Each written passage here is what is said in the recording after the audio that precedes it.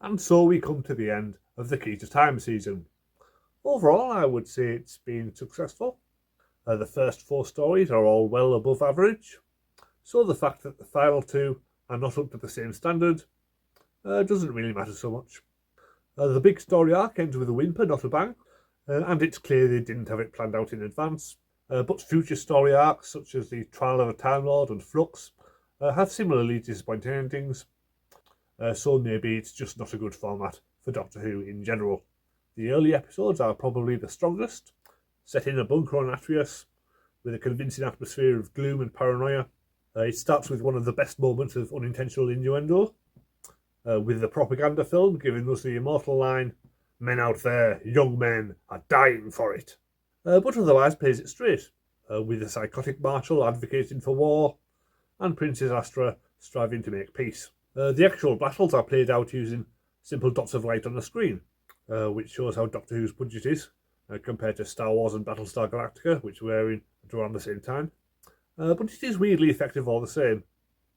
And the fact that we do see the Marshal's spaceship later on does show that they can do similar effects when necessary. Later episodes switch the action to Zeos, which is somewhat less convincing as it's just a load of empty corridors. And finally they end up on the Shadows planet, which looks more like a spaceship than a planet from the outside, but inside it's clearly full of underground caves, which at least makes it different to the other 2 planets. It's all a bit of a slog, 6 episodes all set in the studio, and at least the classic series never did anything of that length again. But there's enough variation that it's just about watchable throughout.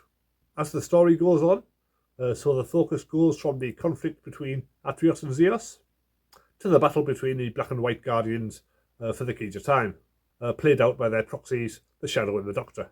It feels like it's about time that the story arc finally came to the front, as it was really just an afterthought in the previous stories. It would perhaps have been more effective if the bad guys in the previous stories had also been influenced by the Black Guardian. The fact that the story has 3 layers of bad guys does help to give it an epic scale. John Woodvine is a solid actor, and he plays the Marshal with a steely determination. At first it seems like he genuinely wants to save his people, but it soon becomes clear that he has snapped and is just out to cause death and destruction however he can. But he is just a puppet in the thrall of the Shadow, played by William Squire. It's unclear exactly who or what the Shadow is, which just makes him all the more unnerving. He could be human, alien, or some form of demon. We just never know.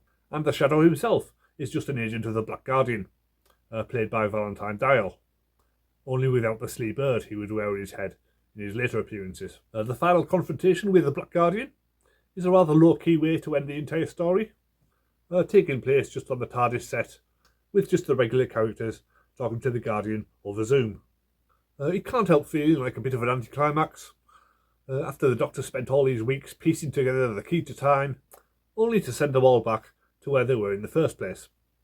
It does feel in character for the Doctor to not obey either of the Guardians, but instead to choose his own path, which involves saving lives rather than obeying some higher power.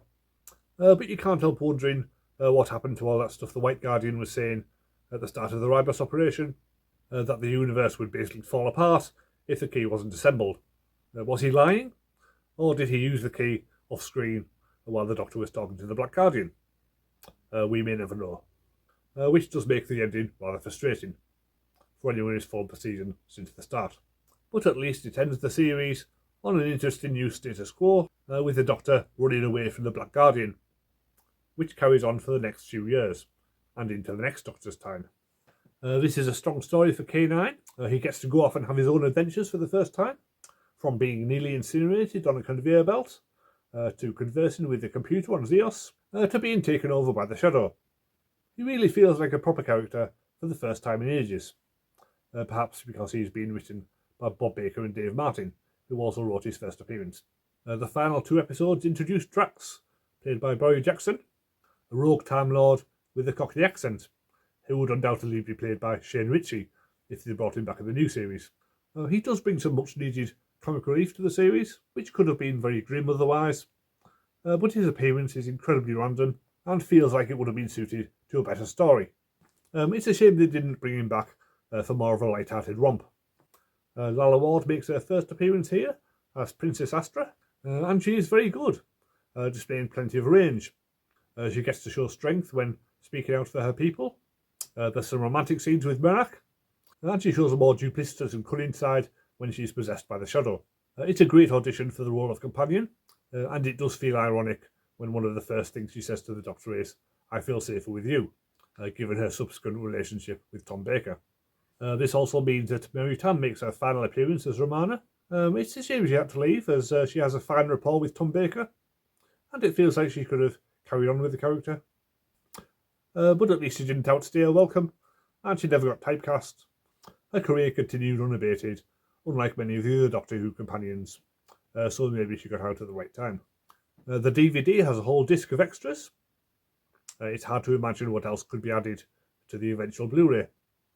There's a 15-minute documentary, Defining Shadows, with interviews from most of the surviving cast and crew. The designer talks about all the different sets, and the writers talk about how they were hoping to give Drax a spin-off. There's an extended scene with a bit more banter between Shap and the Doctor. There's an 8-minute feature on director Michael Hayes, where he talks about all his Doctor Who stories, but especially City of Death. Rogue Time Lords is a 13-minute feature on Rogue Time Lords, with the kids from Doctor Who Adventures back again. There's a Tom Baker interview from Pebble Mill to celebrate 500 episodes, 2 short features about the sound department, a Christmas sketch where Tom Baker and Mary Tamm are clearly having a lot of fun, and Tom Baker reading 5 short stories, which are about 15 minutes each.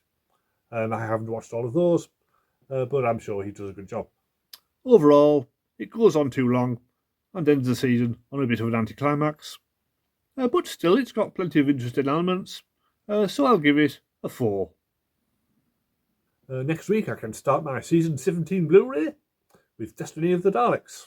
There's a lot of extras on that, so I may not be able to get through them all. I might have to do a separate video at the end of the season, just talking about all the Blu-ray extras. We'll see. So subscribe if you like the sound of that, or check out the link in the description to the playlist of all my Doctor Who reviews so far. And I'll see you next time.